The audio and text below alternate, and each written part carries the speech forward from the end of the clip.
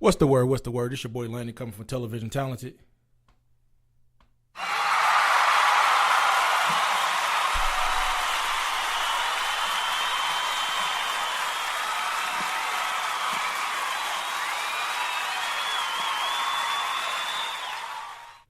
Thank you. So today we got another banger positivity video, and I had to bring my boy AB from the Inside Scoop up on the show. What up, AB? What's up, bro? What's up, man? Not much, man. What you got going on for today? How was your day? Tell me something positive what God done for you in the last week. Man, two things. One, waking up every day, surviving it. Two, it's a little lady, man.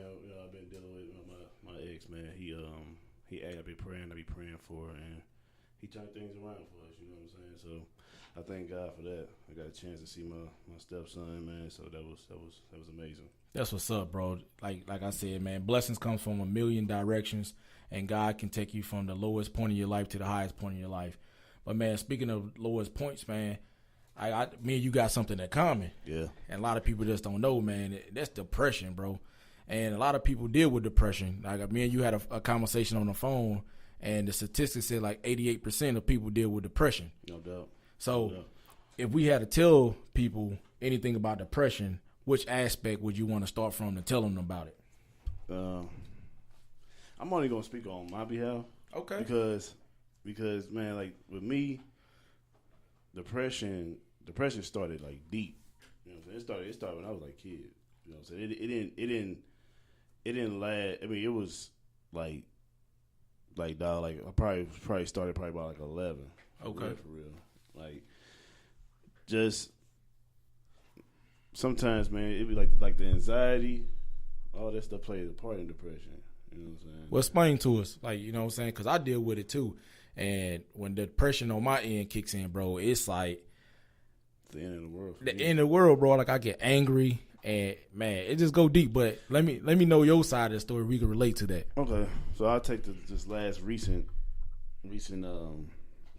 thing that happened with me. I was all I know is, man, like when you in a dark place, I tell people now, when people that deal with depression, man, and they can relate. When you are in a dark place, you never put yourself in a dark room. Yeah, facts. Because all that does, that brings in an evil spirit, man, and it makes you just like, it makes you basically like say, oh, do what you gotta do to get yourself up out of here. Like, mm-hmm. It's like it makes you hallucinate. You know what I'm saying? So it's like dealing with that stuff, man. It was man. I something I never want to do again. You know what I'm saying? I deal with it on a day-to-day basis, like waking up in the morning and just not being where you want to be at in life. You know what I'm saying? Like I preach to people all the time, and no, I'm not a pastor, but I preach to people all the time about growth. Like that's what can cure a little bit of your depression.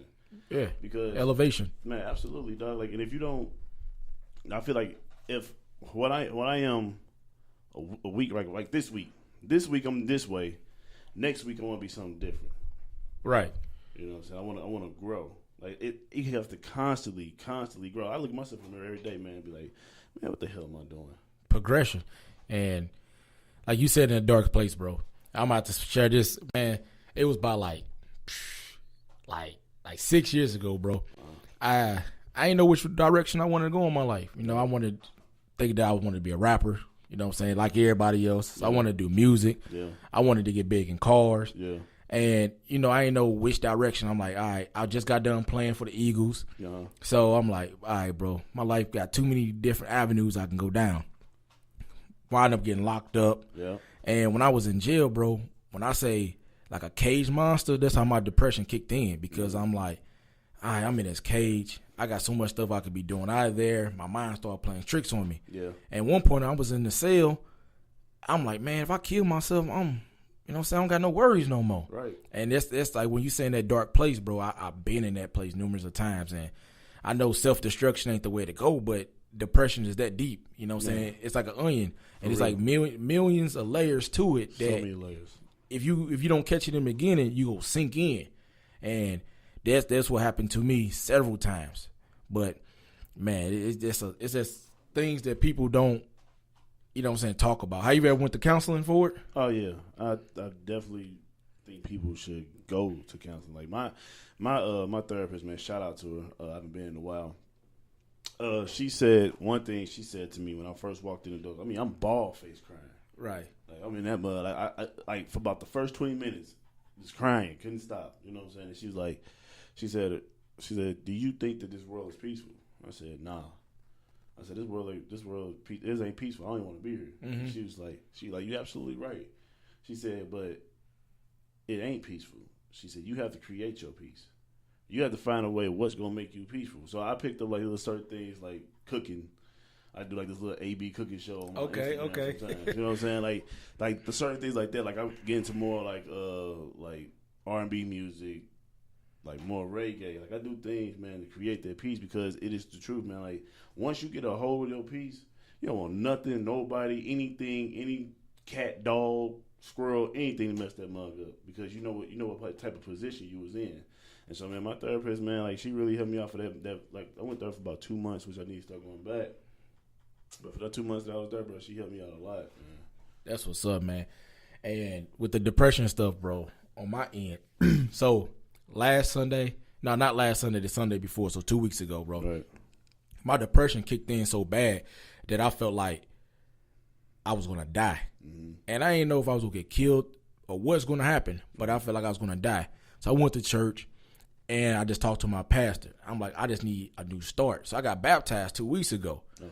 So when I got baptized, they dipped me in the water. I came back, bro. I felt like a relief off my back. Right. Like stuff from years was attacking me that I just couldn't recollect in my mind. Right. So when I came back up, I just instantly started crying, bro. I was going to post a video just to show people, this my transition in life, that no matter what point in your life you're going through, God can always see you through. Absolutely. So, I'm going through the thing, like getting out the water and, trying to get filled with the Holy Ghost and all that stuff. But like, bro, I was just crying. So they took me to the upper room, the upper room. Yeah.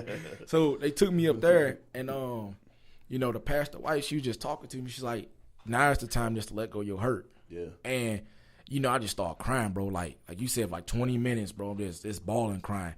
And like I was crying so much, bro, that she started crying with me. Yeah. So she's like, I could feel you releasing it. And she was like, where did your hurt start from?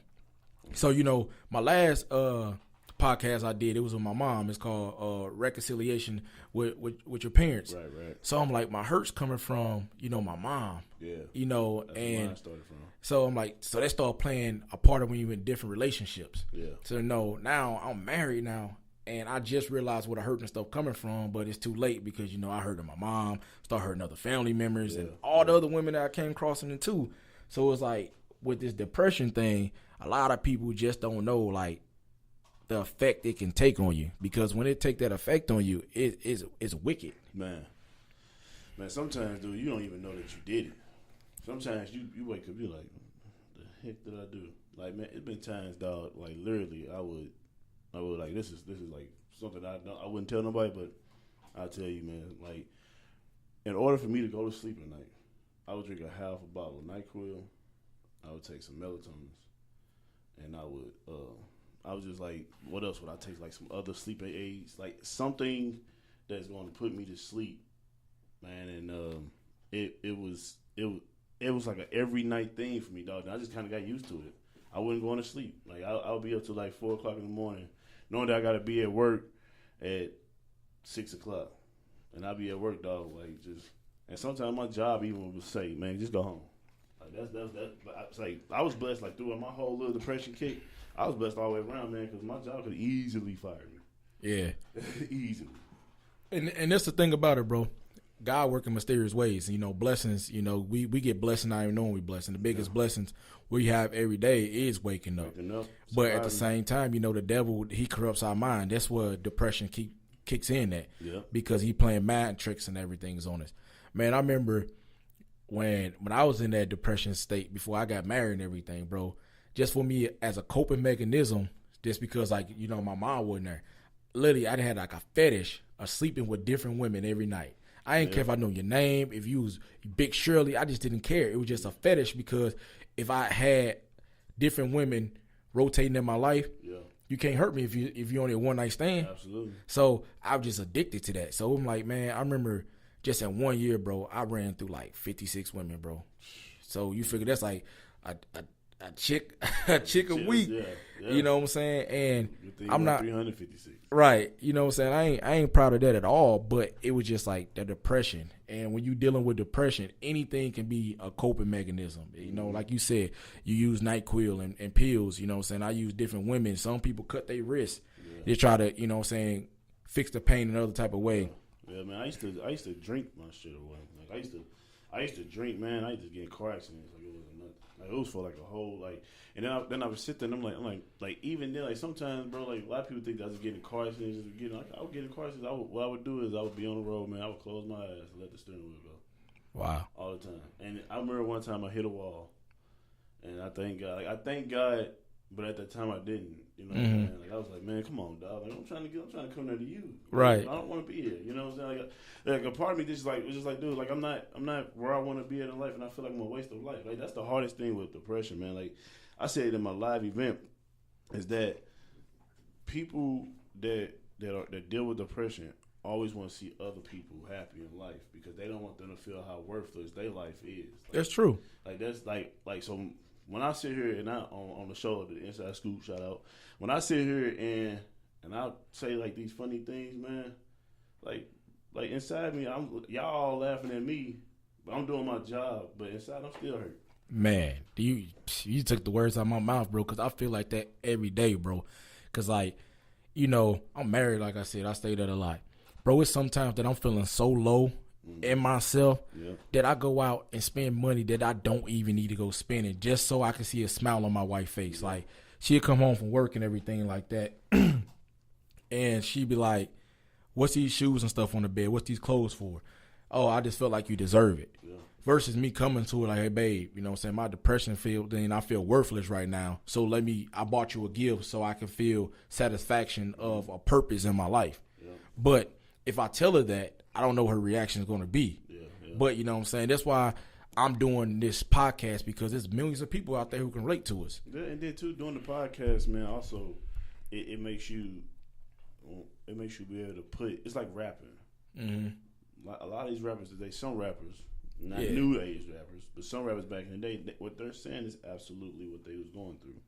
So sometimes, man, this is like, you know, we play ball together. Yeah. When you out there on that field for them 4 hours, getting ready for the game, you ain't thinking about life. You're thinking about the next man in front of you trying to kill him. Yeah. You know what I'm saying? That's just how it is. So your mind is taken away. Doing this podcast is another coping mechanism, so you can do things on the right way. Put every thought that you had inside your mind out there on a record. Man, that's why I love football so much, bro. And I kind of regret that I stopped playing.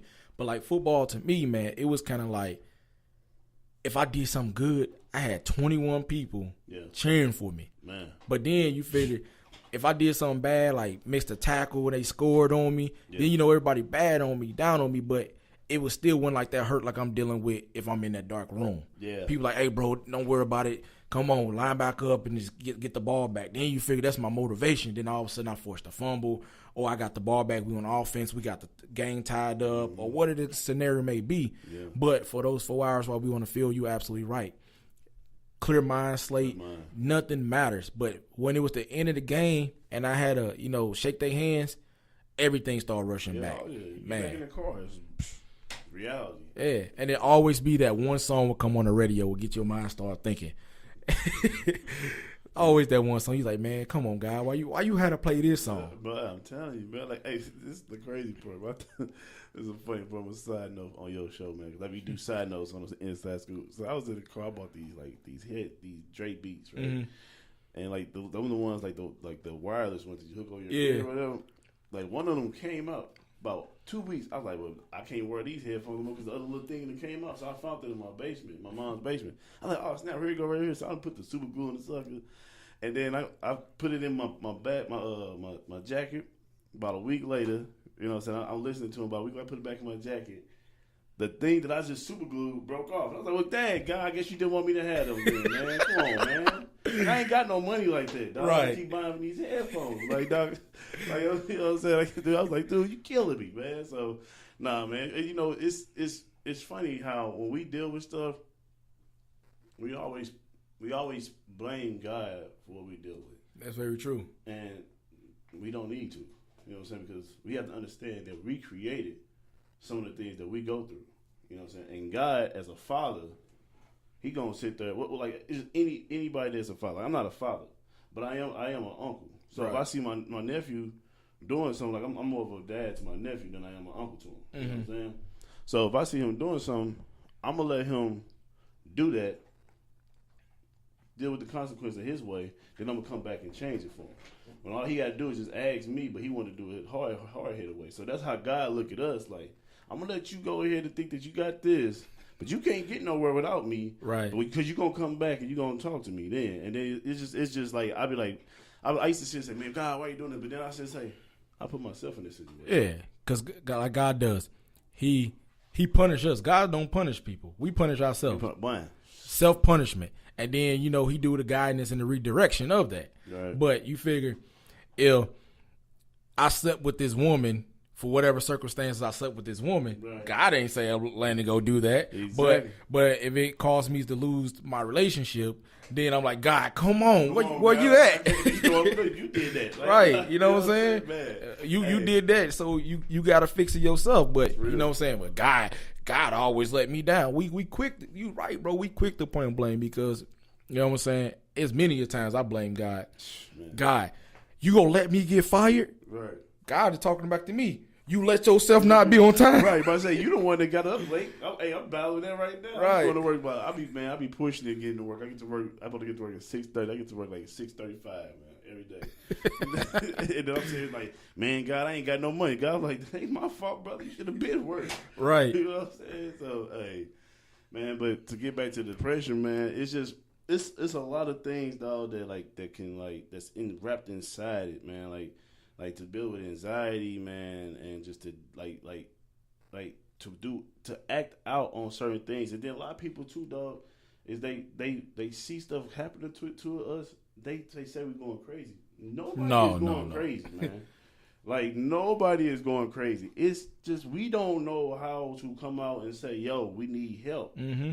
You know, like for a minute, bro, like when I was going through on my Facebook page, you literally seen every emotion that I had, like, during that day. Like, I had a time where I was crying, and then I was making crying statuses. And I had a time where I was happy. And I had a time where I was like, man, F the world. Like, and people was like, man, this dude AB going crazy. But it's like, bro, I need help. Yeah, like, and a lot of people who battle depression, bro, they are more of an emotional person. Like you said, bro, with me, personally, I can speak on this. And it drives people who close to me crazy because you get all of my emotions in one day, maybe in 30 minutes. I'm happy, I'm sad, I'm angry. Anything else will combine together, make another emotion. You get that out of me. Bro, they call me Drake. Yeah. They call me Drake all day. They're like, oh, here go AB having another Drake moment. Man, hey. Yeah. It is what it is. Either going to rock with me or not. But they don't understand like how hard it is for us to actually have this conversation about depression because you figure people are so quick to label us as crazy. Yeah. But as us, we're dealing with depression, what we say, nah, I ain't crazy. I'm just misunderstood. Misunderstood, yeah. And that's facts because put yourself in my shoes and deal what I deal with. Then we can have a conversation. Mm-hmm. That's why we're doing this podcast. I couldn't just do it with anybody. Yeah. I got to deal with somebody who can relate, still deal with it, but still trying to overcome it. Yeah, man. Honestly, dude, I think that the people that deal with depression needs to talk to other people that actually deal with it. Because some people they're not gonna get it. You know what I'm saying? But then the crazy part is that when they do go through some stuff like that, or they go through anxiety, or they go through something like that, then they gonna come back and try to talk to you like, yo, I couldn't believe this. Yo, I'm sorry. I turned back. And it's just like, you feel like, like I had a couple people talking about, like, dang, AB, man, you tripping, such and such and such. You know what I'm saying? And like for a minute, like I had moved to DC, and then I moved back in July. A lot of people still to this day don't even know I'm back in St. Louis. Wow, that's how you gotta be. Sometimes you gotta cut them off. But with depression too, though, what's harder for you, daytime or nighttime? Nighttime. Yeah, man, nighttime kicks in, bro. Especially like with me. When I know it's time to go to sleep and my brain unwind, that's when my brain want to wake up the most. So, bro, I be on Facebook for like 2, 3, 4 o'clock in the morning. Got to be up at 6. To the point I'm so tired, I drop the phone on my hand and got to force myself to go to sleep. And then, I be sleeping. This might happen to you that you'll wake up and you just scared, you panicking, you just walk around the house, go in the kitchen, just drink some cold water, and you like, God. Idle mind is a devil's playground, brother. Yeah. It is deep. It is super deep, man. And honestly, I don't wish this upon my worst enemy. Nah, I don't either. But it's like, bro, how you ever went days without sleeping? Absolutely. Yeah, I'm like, I got into my bad. Cut you off. I got into a car accident in my job because because of lack of sleep. And that's why I said being where I'm at. Shout out to, I'm not gonna say their name, but being where I'm at, dude, like my supervisor, he was cool about it. Like he could have easily said, "Yo, nah, bro, you fired." You know what I'm saying? But he was just like, "Hey, look, I've been through it. You know what I'm saying? And you a good worker, blah blah blah." He was like, "Just get yourself." They was the one that actually paid for me to go to see my therapist. Yeah, man. Like I remember my first time I seen my therapist. I was like 13, and I used to get in a lot of fights at school, and nobody really understand why I was always fighting. So, my depression, it stopped me for doing a lot of things in life. So, like, appreciate that. Yeah, you're right. So, it stopped me for doing a lot of things in life. It's like my learning, like certain things, like I'm good with my hands. Right. I can have an intelligent conversation. Yeah. But when it comes to me to like reading out loud, like, bro, I panic. Yeah. Just because like, oh man, I horrible at that. Yeah, like I tell people like I can't read, which I can read, but it's just certain things that what I'm saying I have to do with reading that extend me. Do what I do. Supercalifragilistic. Like I say it so slow and mumble. Yeah, you know what I'm saying, like, dude. Yeah, they go pass. Keisha, can you read that? Right, dude. Hey, I feel you, dog. That's because anything that trigger it, you know what I'm saying. Like my hands get sweaty. Like I just, and then I'm like in ball of sweat. Like, like even when I first started doing podcasts, I got so used to doing it. When I first started doing it, I had to literally take shots after shots just because I'm sitting in front of a mic and I'm sweating. Nobody's here, but it's just my anxiety is kicking in so bad. And I didn't know what anxiety was until this year. Yeah. That's the crazy part. I had anxiety my whole life. I just never knew what it was until 2018, the end of it. Yeah, man.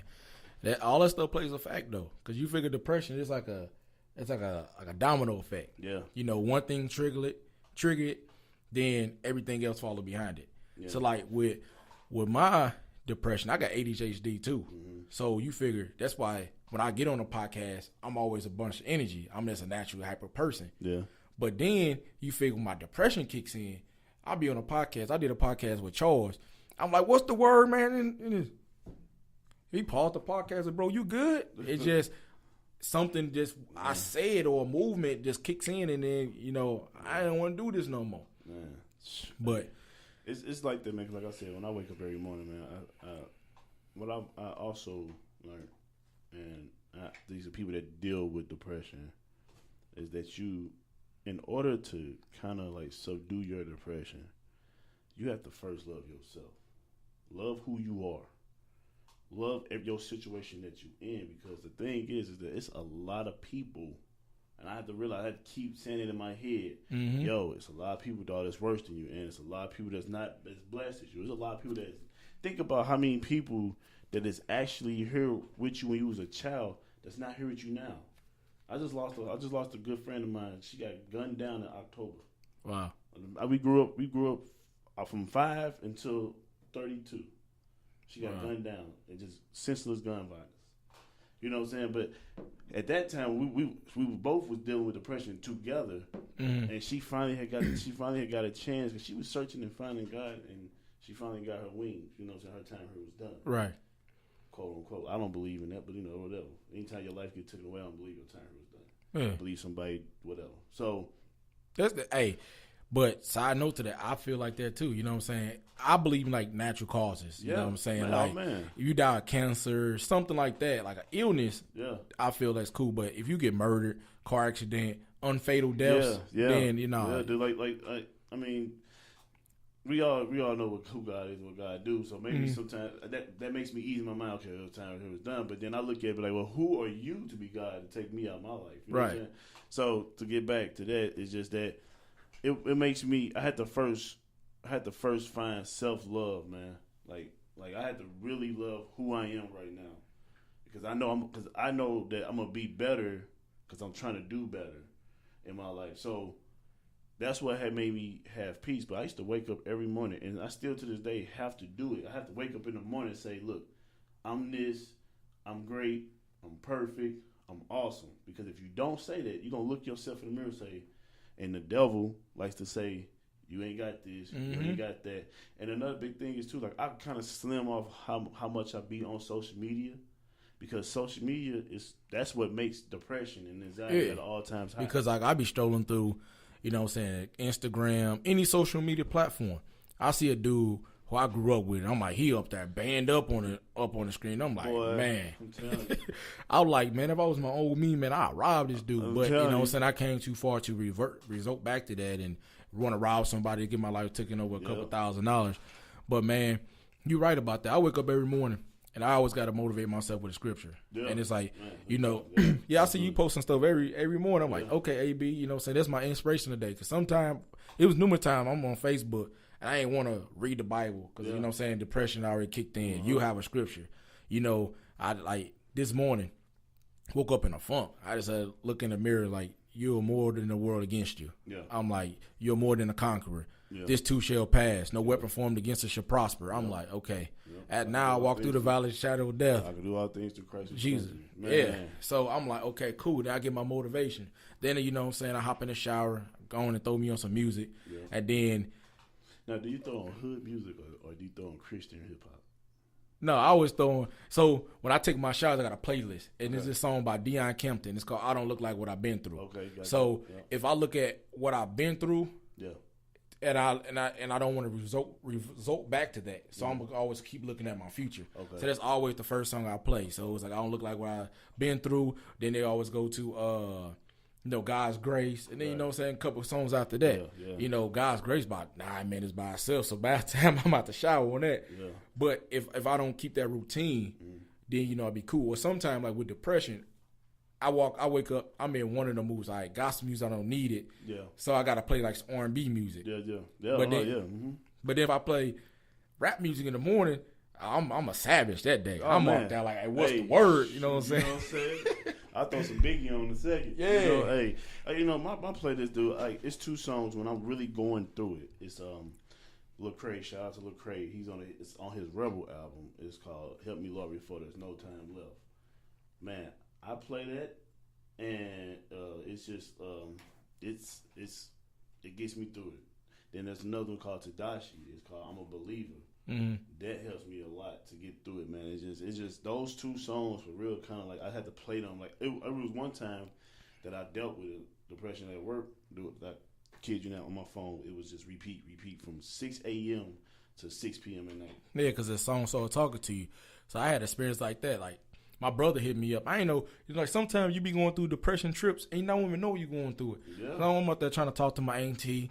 You know what I'm saying? She eating chicken and stuff on the bed, falling asleep on me. I'm like, all right, whatever. Yeah. My brother sent me this song. It's by Sean McGee. You Don't Know My Pain. Okay. And everything this dude said, you know, I related to it. Mm-hmm. I listened to that song so much. Like, I went to Apple Music and just hit the replay button on that thing. Man, I fell asleep, woke up this morning, was still going through it. But that stuff literally, you know, helped me out. And sometimes when I go to sleep, you know, TV, because, like, mostly I don't like being in the dark. Me and you both. So I got to sleep with the TV on or the light on. Yeah.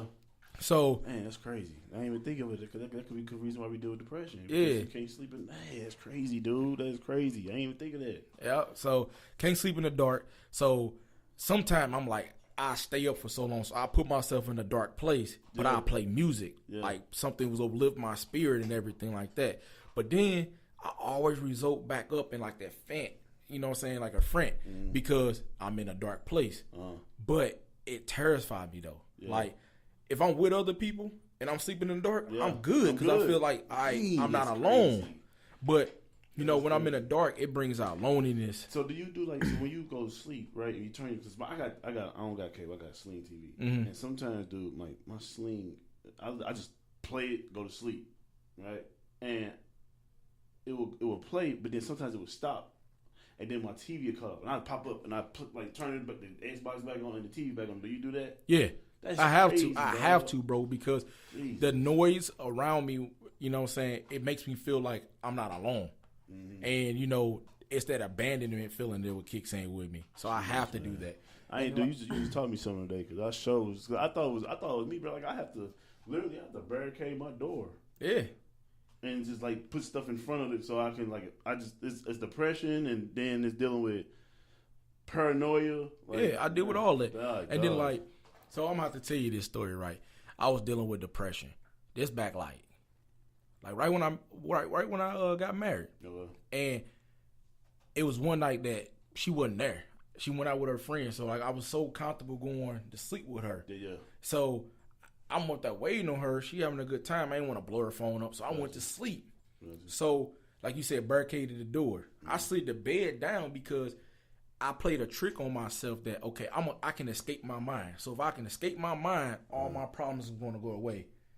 And that's dangerous, bro, because how can you escape your own thoughts? And so, like you said back with the TV, we had what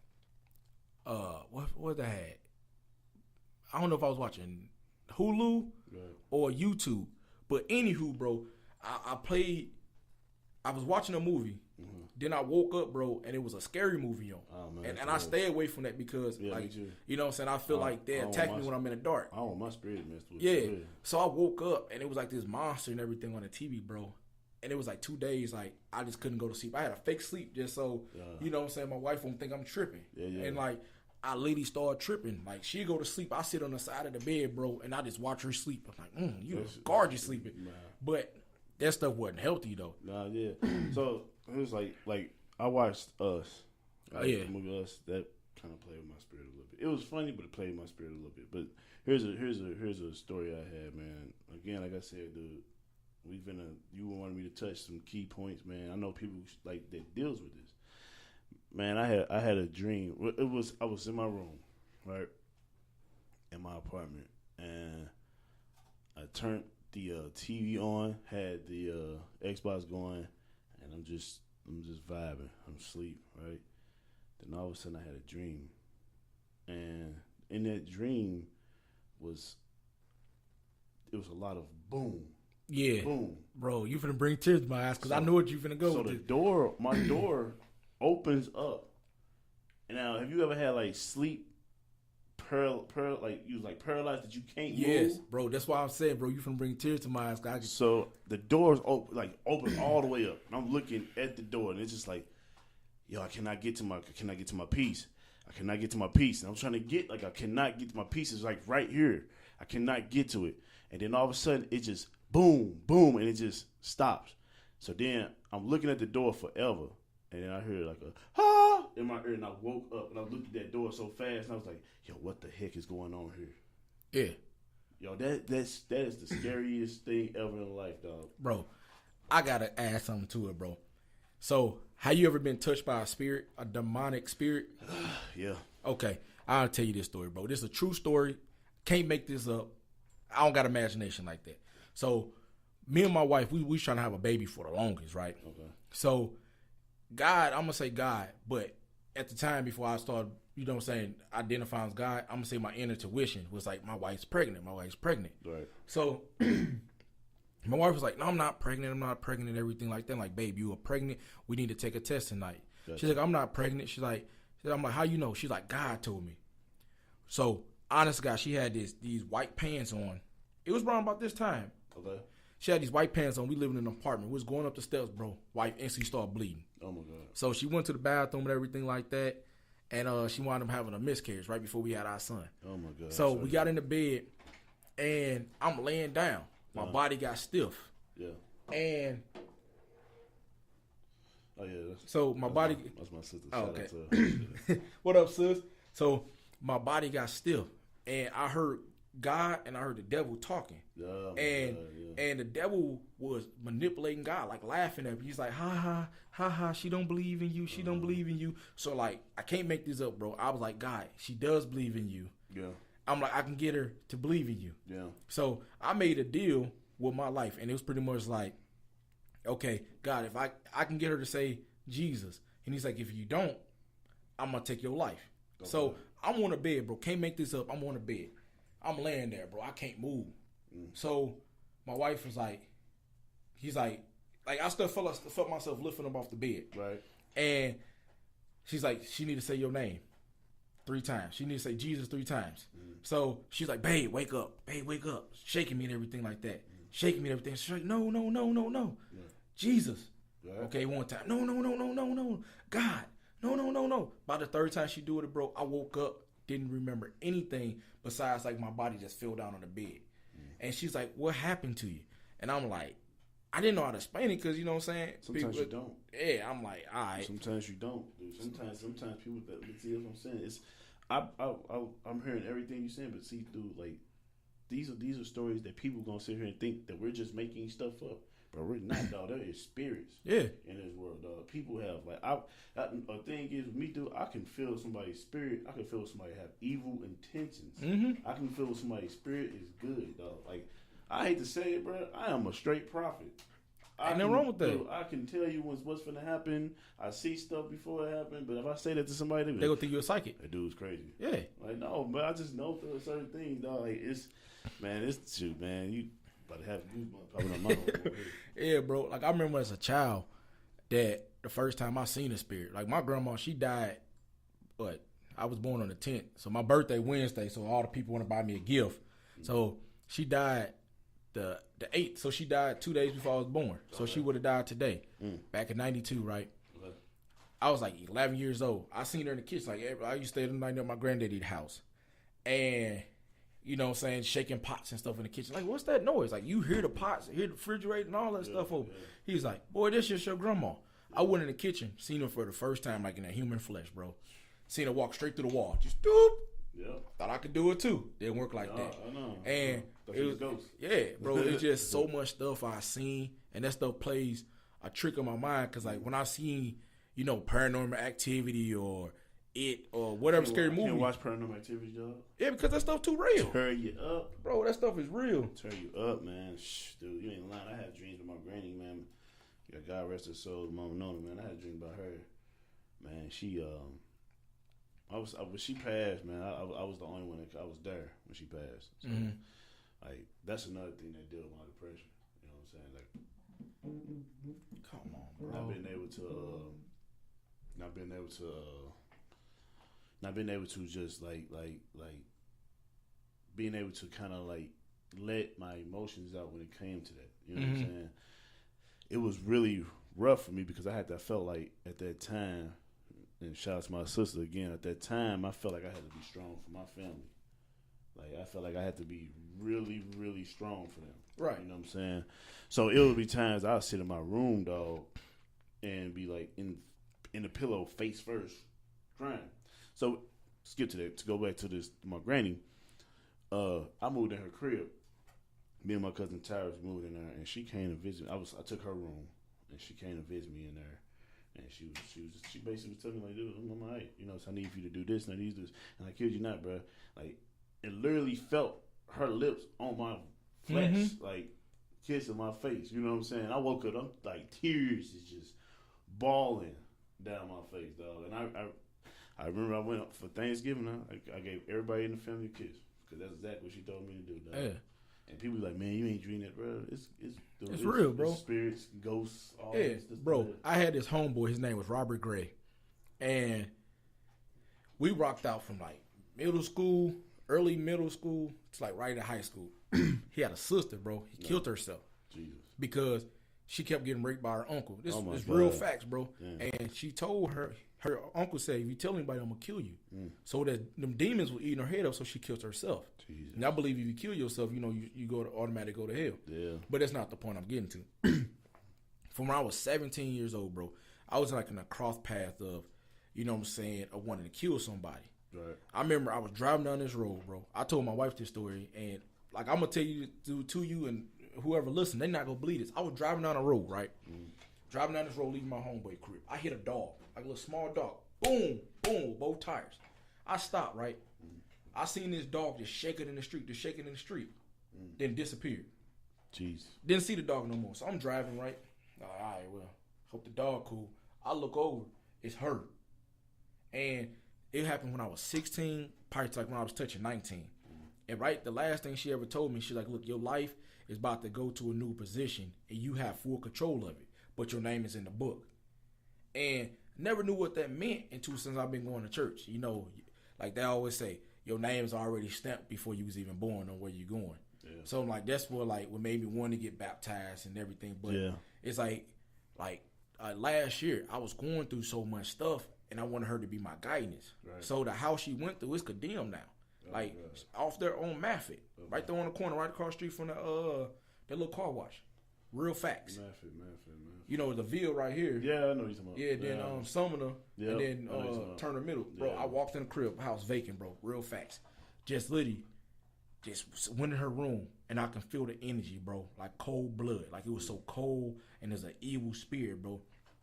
I'm on that driving around. I went through there. I went through like an old house and everything like that, and just trying to get her to talk to me. Right. Only feeling I got was this. Out of the whole night, I'm just driving around wasting gas. You control your own destiny. So that started leading me to start thinking about other things in my life. Right. What started my depression. Right. You know, I was molested as a child by my mama friend. Jeez. You know, she was an older woman at the time. She was like, what? I'm probably 27. She was 10 years older than me. So, 37. Jesus. So, when I was 9, she was 19. So, at all these different feelings that I was having with women, okay, she was doing this, didn't know what sex and stuff was. Yeah. You know, then right after that, my mom was out of my life for 6 years when I was 13. Right.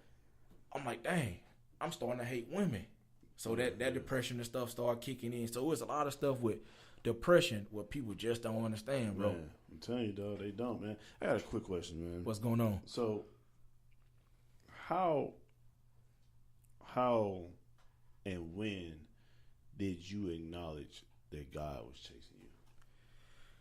Man, I had a knowledge like this. No matter what I try to do, he kept showing himself to me. Yeah. It was like rap music wasn't. So what age did that start at? What I can remember? Yeah. 25. Mine started at 17. Yeah. I got shot at a couple times, and them bullets missed. And I'll be like, all right, God, I hear you talk to me, but I'm still finna go out here and do my thing. Get in car accidents. Be drunk driving. Get locked up.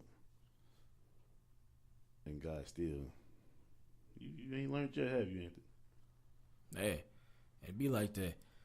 And, hold on, we almost out on here, but we can keep on going on there. So, but yeah, man, it's like when I really, really, really knew that God was calling me, I was like 25. It's like everything I loved doing, it just didn't matter anymore. Rap music, couldn't listen to it no more. Made me too angry. R&B music, made me sexual addictive. Yeah. So I found peace in gospel music. Then I started fiending for it. Then when I started fiending for that more, I wanted to start going to church. When I started going to church, I'm like, okay, I got a peace of mind. I'm sound. I'm safe. And then I didn't start seeing darkness no more. Right. But, you know, church is only on a Sunday. Absolutely. So it's still 6 other days that I'm still dealing with all this stuff. Yeah. So now I'm to the point, what's my coping mechanism to fill the void of the other days until I can get to church? Mm-hmm.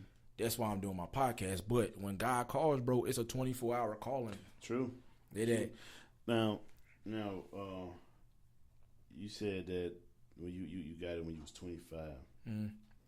I got certain signs, like I said, when I was 17, and I just was like, man, I'm part of me like, do you see yourself as a pastor? I was like, nah, but I do see myself as a motivational speaker, and for some odd reason, when I speak, people listen.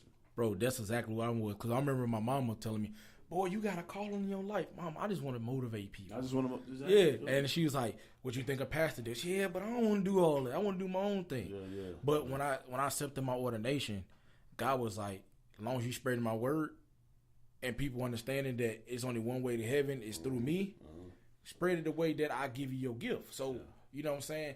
That's how my calling is. Because I told my pastor at the time that I don't see myself in a church, but I got to go to church to repent for my sins. Yeah. So I do that on Sundays. Yeah. But the other days through that, you know what I'm saying, I'm doing my podcasting.